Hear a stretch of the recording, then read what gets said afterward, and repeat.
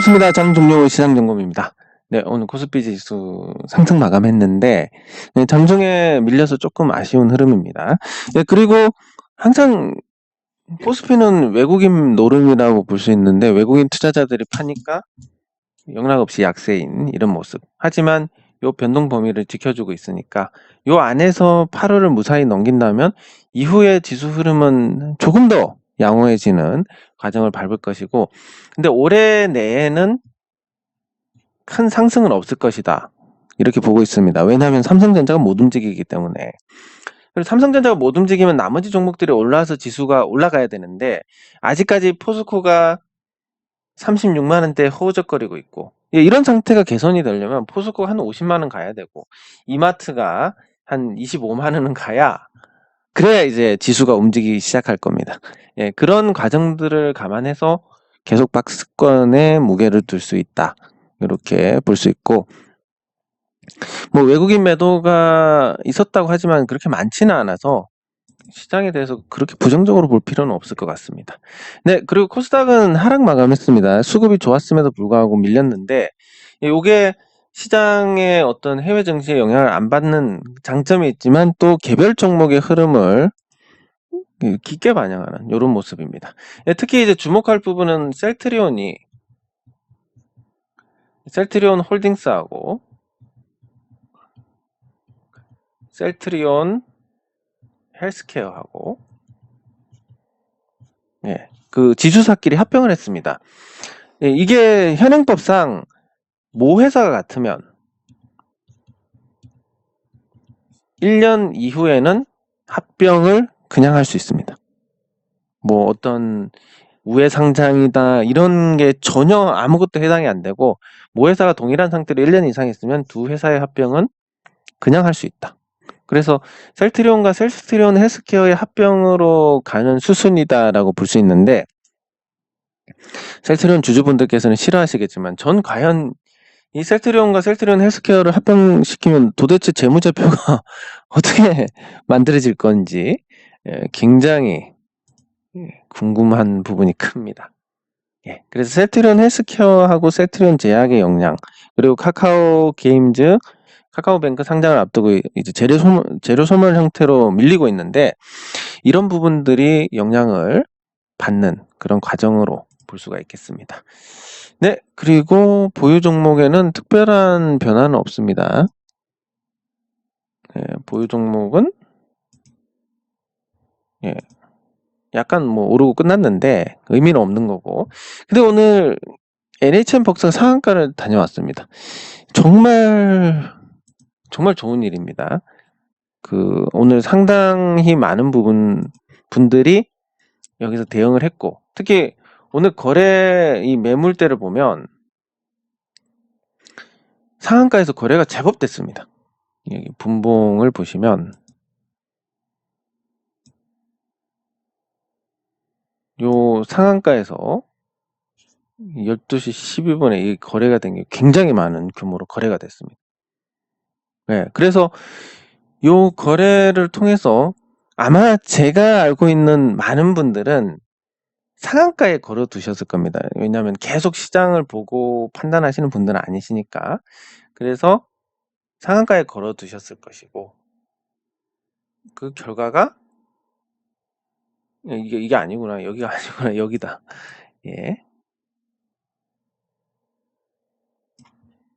1분봉을 봤구나. 죄송합니다. 이상하다 싶었습니다. 무슨 7만 주밖에 거래가 안 됐지 이렇게 봤는데 잘못 봤습니다. 7,800원에 거래됐을 때 이 분봉 5분 동안 거의 200만 주 가까이 거래가 됐습니다. 그리고 제가 아는 NHN 벅스 사신 많은 분들이 상한가에 매도를 걸어 놓으셨을 것이고, 그게 이제 다 체결이 됐을 겁니다. 물론 상한 보고 결정해야지 하시는 분들은 안 됐을 것이고, 그리고 뭐 제가 만약에 보유를 했다 하더라도 저도 안 팔았을 것 같습니다. 안 팔았으니까 그냥 지금 상태로 보게 될 텐데, 그래도 많은 분들이 대응을 했다는데 의의가 있고, 그리고 이 종목이 이런 식으로 움직였다라는 거, 끼가 있다라는 거, 그런 점에서, 그리고 이전에 그 어떤 시점보다도 거래가 많이 터졌다는 점. 이게 이제 나쁜 거래긴 한데, 이게 만약에 매물대라면 뭐 한 달 정도 쉬었다가 다시 가는 이런 형태의 흐름을 예상을 할 수 있는데, 여기가 오면 매수하는 거 괜찮을 것 같습니다. 제가 재매수하는 시점에 제발 제가 판 가격보다 밑으로 왔으면 좋겠는데, 왜냐면 이제 여러분들께서 어느 정도 대응을 하셨다는 전제로. 네, 아무튼 기분이 굉장히 좋은. 왜냐면 제가 1,000,000원 정도 더 수익 본다고 해서 저한테 달라지는 것도 없고, 참 죄송한 얘기지만 감흥도 크지 않습니다. 예, 근데 여러분들께서 여기 대응을 하셔가지고 수익이 나셨다 그러면 제 입장에서는 훨씬 더 기쁨입니다. 제가 어떤 거에 굉장히 기분이 좋았냐면, 덕분에 수익이 나서 와이프한테 선물을 사줬는데 굉장히 기분이 좋았다. 이런 거 들으면 진짜 기분 좋습니다. 아마 이 기분이 담배 피시는 분들, 담배 한참 못 피다가 피시는 그런 기분하고 비슷할 것 같다는 생각은 해보는데, 어쨌든 일부 대응을 하셨을 것이고, 그러면 매집형으로 본다면 또 쉬어가는 구간이 있을 거니까, 제가 재매수할 때는 제발 제가 판 거보다 내려왔으면 좋겠습니다.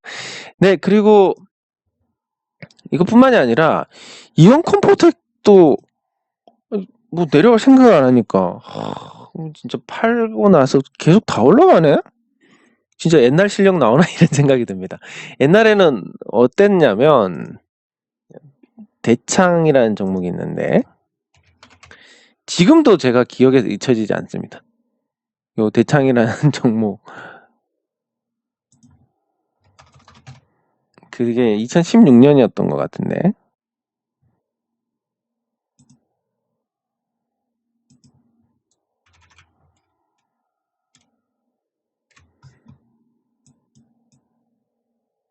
(2016년에) 다 제가 똑똑히 다 기억합니다. 이날 제가 대창 솔루션이 아니라 대창입니다. 대창을 사가지고 상한가를 먹었습니다. 제가 이때. 그래서 근데 기분이 좋아가지고 금액도 정확히 기억납니다. 16만 원 소고기를 먹었던 기억이 납니다. 이때. 예, 그리고 팔고, 예, 다시 잡았는데 또 올라갔습니다. 그래서 또 먹고 내려와서 또 잡았습니다.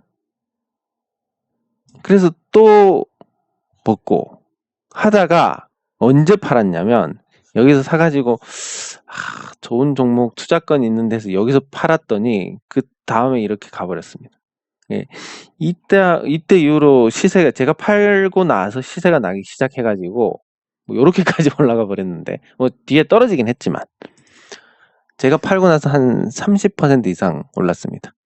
예, 그때 기억이 굉장히 또렷해가지고 이 NHN벅스 상한가를 가는 걸 보니까, 그리고 이온 컴포텍이 또 올라가는 걸 보니까, 유스홀딩스도 내리지 않고 버티는 걸 보니까, 이것도 그때의 어떤 흐름 재현인가? 이런 생각이 드는데, 그래도 제가 매도한 것보다, 제가 매도해봤자 뭐 거기서 더 떨어져 봤자 얼마 이익을 보겠습니까? 그것보다 올라가서 여러분들께서 수익 보는 게 훨씬 좋은, 예, 그런 상태입니다. 예, 그래서 기분이 굉장히 좋고,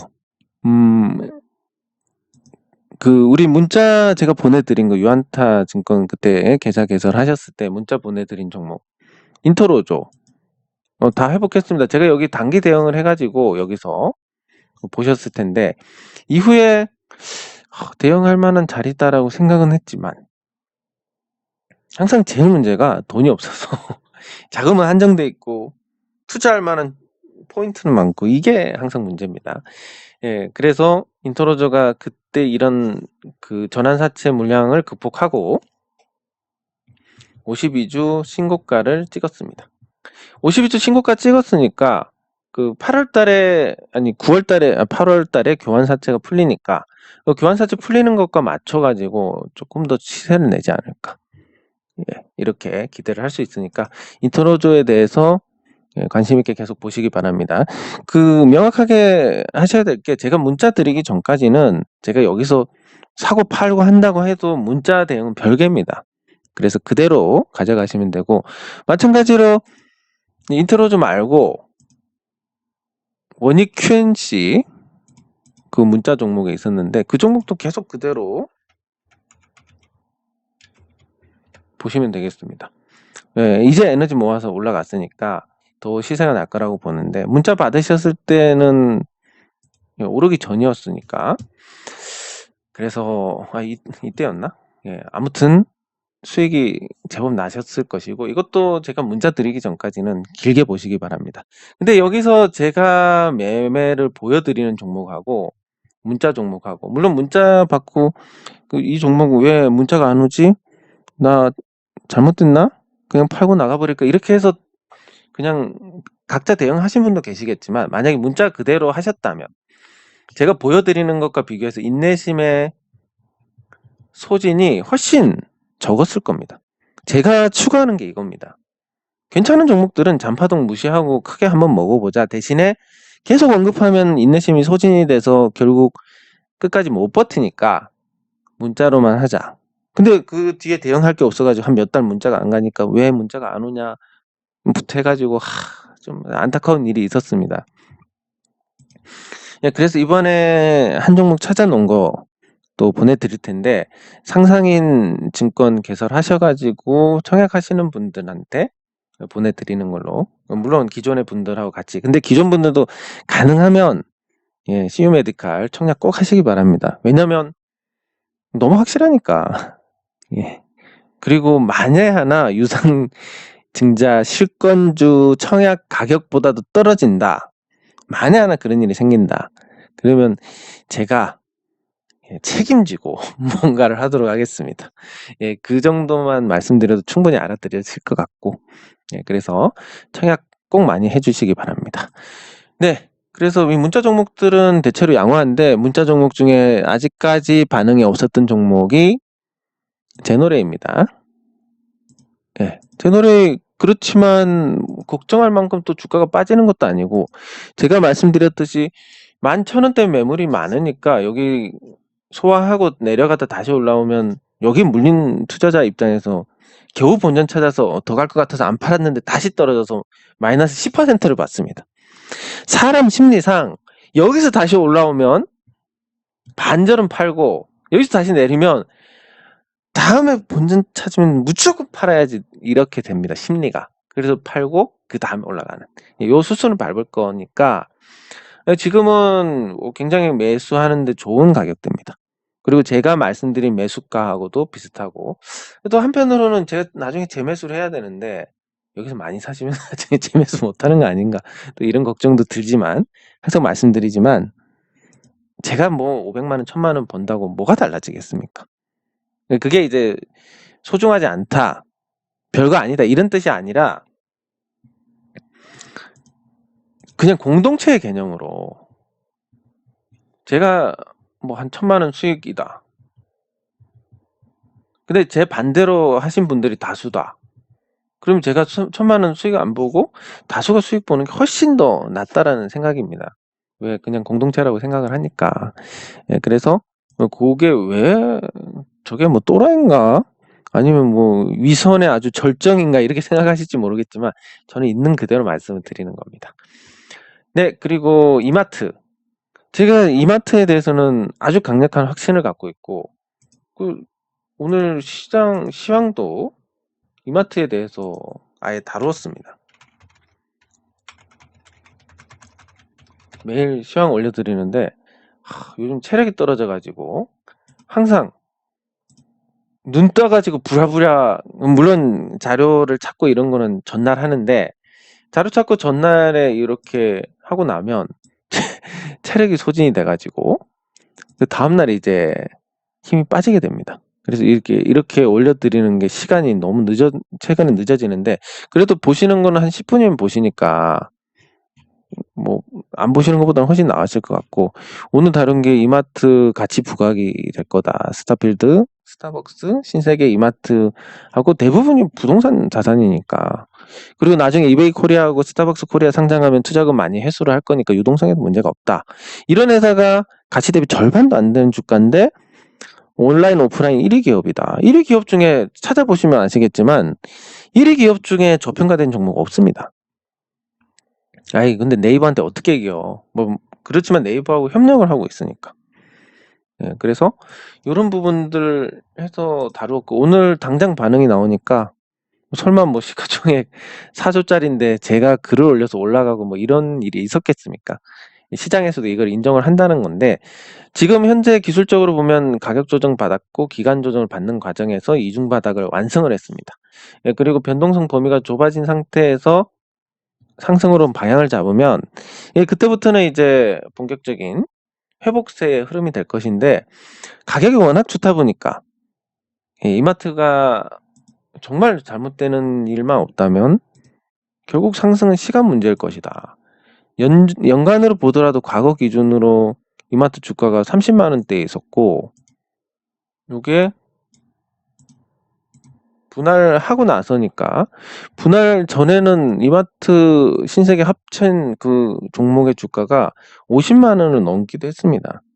예, 그래서 적정 주가 수준에서 낮아진 게 중국 법인에서 사업이 잘못된 부분, 그리고 내수 시장의 경쟁 격화가 가져온 우려가 반영이 돼서 그랬고, 지금은 그 우려보다 훨씬 좋은 상태를 과시를 하고 있기 때문에 긍정적으로 보는 게 옳다라고 말씀을 드릴 수 있습니다. 네, 그러면 이제 봐야 될 종목은 많은 것 같은데 댓글 확인하고 추가로 종목을 보도록 하겠습니다.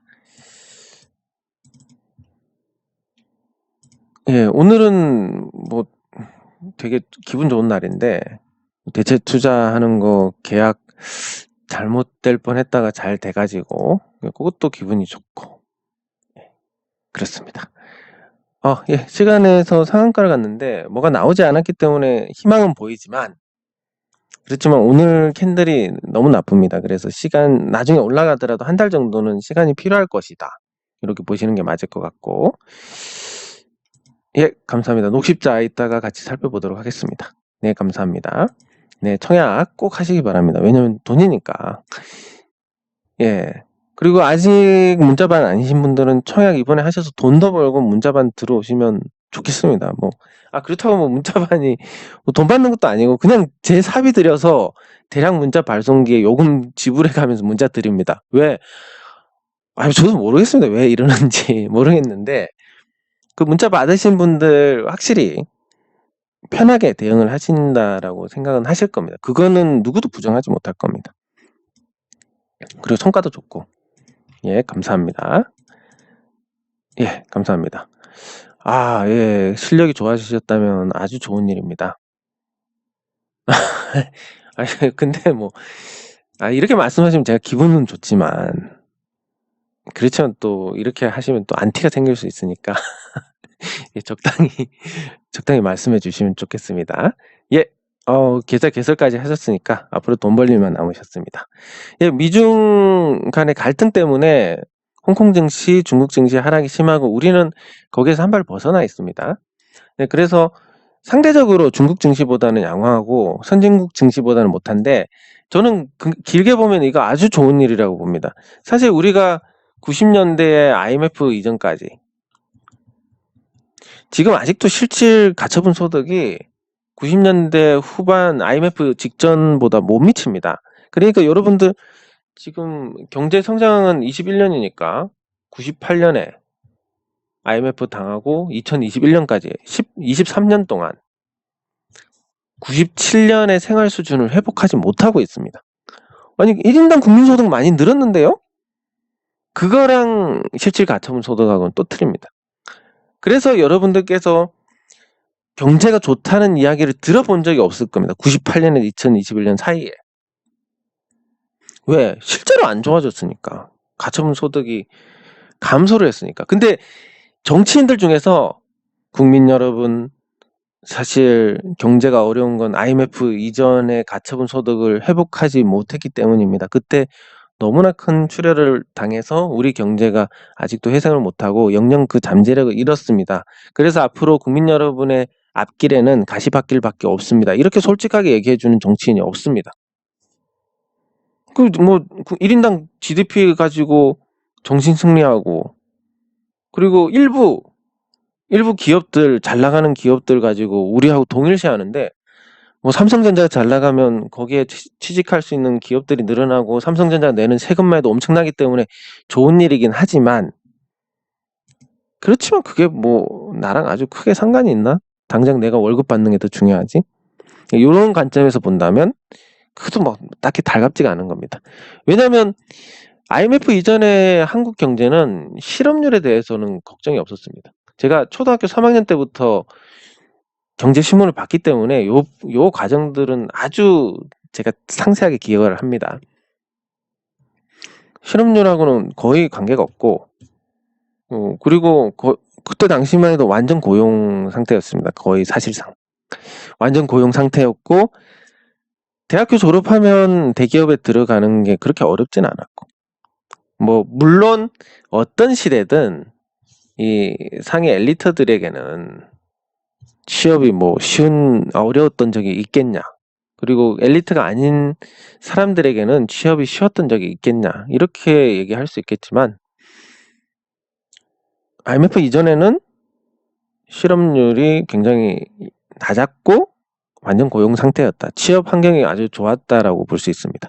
근데 그게 깨지니까, 이 취업이 깨지니까 출산율도 떨어지고 다 그냥 국가 조직 다 전체가 이제 망가져 가고 있는 건데, 요걸 솔직하게 얘기를 하고 다시 처음부터 시작해서 한 10년 정도 걸리겠지만 IMF 이전 수준을 만들어 봅시다.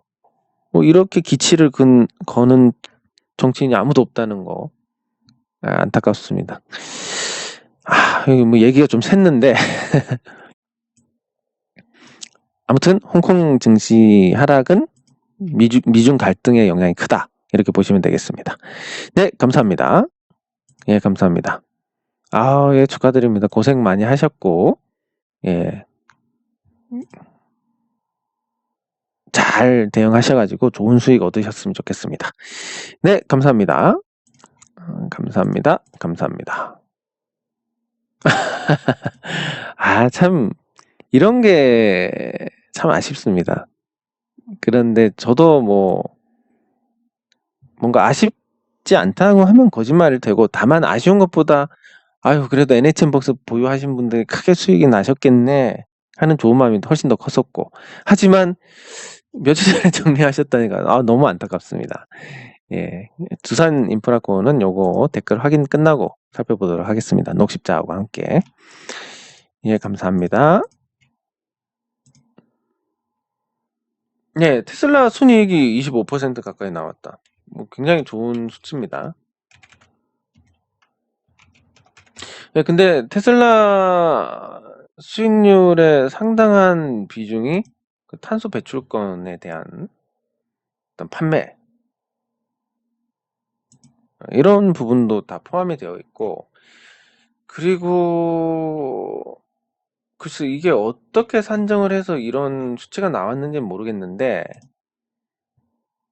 제조업에서 25%의 순이익을 낼 수 있느냐, 조금 개인적으로 안 믿기긴 합니다. 근데 또 한편으로는 테슬라는 어떤 판매 조직도 없습니다. 아무것도 없이 그냥 생산만 하고 판매만 하니까 거기에 따른 어떤 이익, 그리고 탄소 배출권 팔아가지고 얻는 이익, 그리고 순이익이니까 영업이익이 아니라 아마 비트코인 팔아먹어서 차익 챙긴 거 아닐까, 요렇게 생각을 해볼 수 있겠습니다. 그리고 제가 예전에 한번 그 교수님 뵙고 들은 얘기를 여러분들께 전달한 적이 있는데, 그때 보면 테슬라가 앞서 있는 건 맞다. 테슬라는 중앙 통제식으로 가고, 근데 이게 아직까지 안전성이 검증이 안 됐기 때문에 기존 내연 자동차들은 이 개별적으로 차량용 반도체를 적용을 해서 제어를 한다. 근데 이게 현재는 뭐 안전하긴 하지만 비용이 많이 들고 불필요한 부분이다. 중앙 통제로 가야 되는데 안전성에서 확인이 안 된 부분을 극복하려면 1년 정도 걸린다. 즉 다른 자동차 제조사들이 테슬라를 추격을 한다라고 하면 1년이면 따라잡기 때문에 테슬라의 시장 선점이란 게 생각보다는 그렇게 강력하지 않을 겁니다. 그리고 또 하나, 제네시스 G80 전기차하고 테슬라 모델 S하고 비교하면 뭐 살래 그러면 제네시스 G80 전기차가 조금 더 마음이 끌리는, 개인적으로는 그런 상태입니다. 그러니까 전기차에서 뭐 루시드라든지 이런 애들이 신제품을, 그러니까 고급 자동차를 내놨을 때 과연 테슬라가 현재 시장 지배력을 유지를 할 수 있을 것이냐, 요런 또 의문이 생길 수밖에 없고, 현대차는 발빠르게 대응을 하고 있기 때문에 마진율이 확 좋아지지 않겠지만 개선이 되고 또 지금보다는 더 나아질 거라고 봅니다. 이거는 잘 보신 것 같은데, 요게 이제 비트코인 팔고 뭐 이런 부분들이 다 포함이 된 것 같아서 생각보다 그렇게 과대평가할 필요는 없을 것 같습니다. 예. 예, 고생 많으십니다. 뭐 뭐든 대응을 해서 해결을 할 수 있다면 하시는 게 좋을 것 같습니다. 예, 뭐 또 대중하고 다른 길로 가니까 저도 폭락의 가능성은 좀 떨어지고 있다라고 생각을 하고, 뭐 제가 판 게 또 영향을 주는 부분도 있을 겁니다. 예, 왜냐하면 그래도 만약에 제가 어떤 예를 들어서 NHN 복스를 컨트롤하는 세력의 입장이다 라고 하면, 뭐 저 말고는 NHN 복스 떠드는 사람 많이 없을 거니까 어떤 이상한 놈이 NHN 복스를 언급을 하더라 그러면 참고를 할 거고, 저놈 팔았네 한번 엿먹어봐 해서 올린다, 이것도 뭐 사실 개연성이 있는 얘기니까 뭐 제가 팔아서 반응이 왔을 수도 있습니다. 진실은 아무도 모르는 거니까. 네. 네. 그 대한항공, 아시아나항공도 뭐 화물 쪽에 실적을 내서 잘 버티고 있고, 컨테이너는 이익률이 기록적으로 나오고 있고, 뭐 물류 쪽은 아주 호황이긴 합니다. 자, 그러면 두산 인프라코어, 녹십자,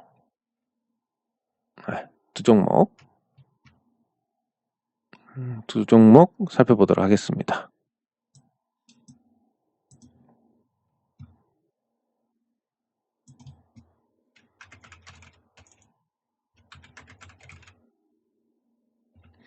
네, 두산 인프라코어 이제 거래 재개가 되고 있는데 경쟁이 완화된다는 측면은 아주 좋습니다.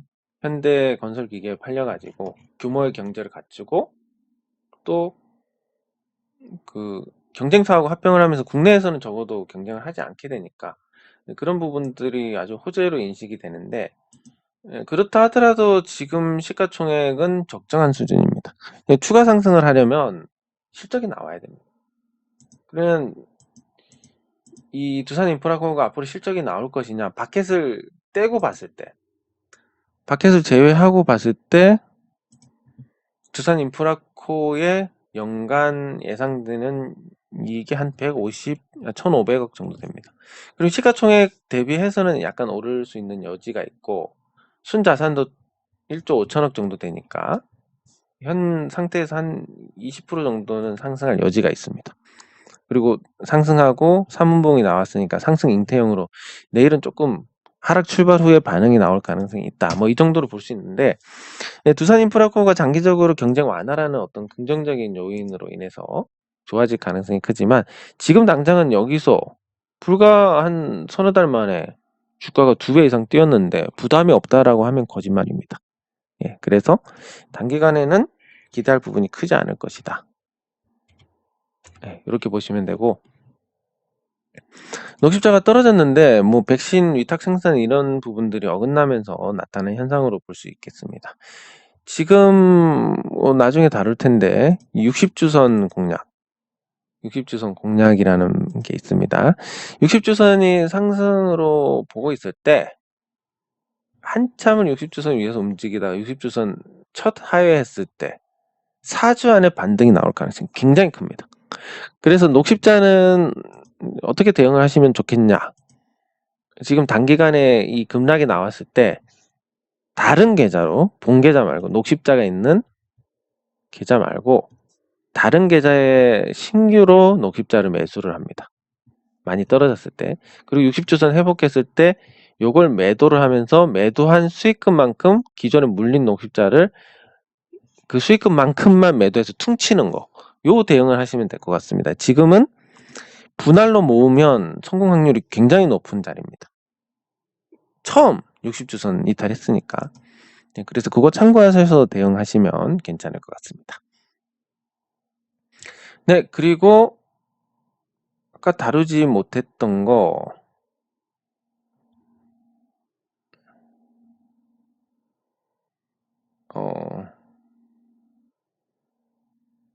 다루지 못했던 거 아까 이 포스코 예, 포스코는 오늘 상승으로 이제 요 박스권 흐름을 거부하고 방향을 잡았습니다. 이 조정받고 방향을 짧은 기간에 잡았기 때문에 큰 에너지는 없을 겁니다. 네, 적당히 올라가서 유지하는 형태가 제일 지금 기대할 수 있는 최선인데, 그래도 현재 고점하고 과거 고점하고 비교했을 때 과거 고점의 과열권을 하고 지금 고점의 과열권하고 비교하면 지금이 아직 과열이 아닙니다. 그래서 약간의 에너지가 더 남아있을 수 있고, 포스코 실적으로 보면 포스코가 주가가 안 올라가는 게 이상할 정도니까 아주 바람직한 현상이다 생각할 수 있습니다. 그리고 포스코하고 같이 철강 금속으로 묶이는 그 고려아연은 52주 신고가를 앞두고 있습니다. 고려아연의 역대 최고가가 57만원밖에 안 되기 때문에 지금 55만원대 올라갔다가 일시적으로 밀렸다 하더라도 이건 신고가를 앞둔 어떤 두드리기 노크 과정이라고 보시면 되겠습니다. 그래서 계속 노크하다 보면 짜증나서 누군데요 하면서 열게 되는 거니까 이 노크가 잦아질수록 신고가 랠리의 가능성도 커진다. 뭐 다른 배경들은 다 좋으니까 수급 측면에서 신고가 가서 이제 모든 투자자들이 수익이 된다. 이것만 충족해도 충분히 좋아질 것 같습니다. 네, 장 종료 후 시장 점검은 여기서 마치도록 하겠습니다. 수고하셨습니다.